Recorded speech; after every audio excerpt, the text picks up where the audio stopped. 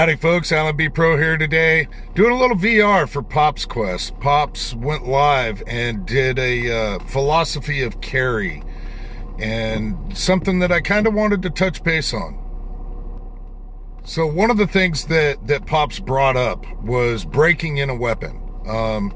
And yeah, I understand there's a certain threshold that some manufacturers say that is a break-in time for a particular pistol or whatnot.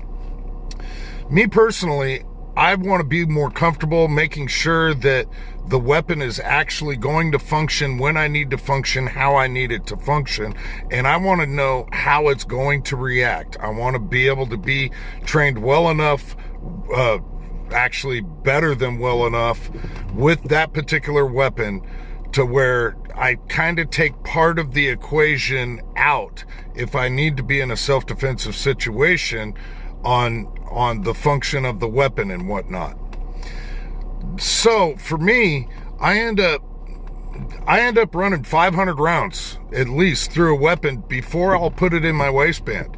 Before I start carrying it, I want to make sure that it's going to be reliable, it's going to function as I expected. With that said, I don't stop at the 500 rounds and just put it in my waistband, carry it all the damn time. Of course I train with it. I don't run a massive amount of rounds through my carry weapons. I'm not taking my carry weapons to competitions, for example. I'm not running them through gauntlets and gauntlets of competition.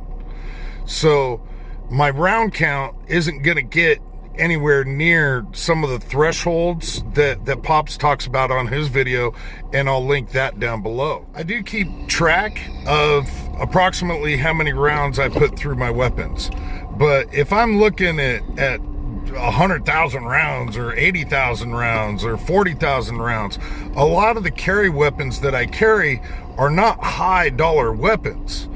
If I'm not, it's going to get beat up. In my opinion, my carry weapon's going to get beat up. I practice a lot with it going in and out of the holster. I practice with it at the range, and when I do go and do a range session, I do cycle through my carry rounds.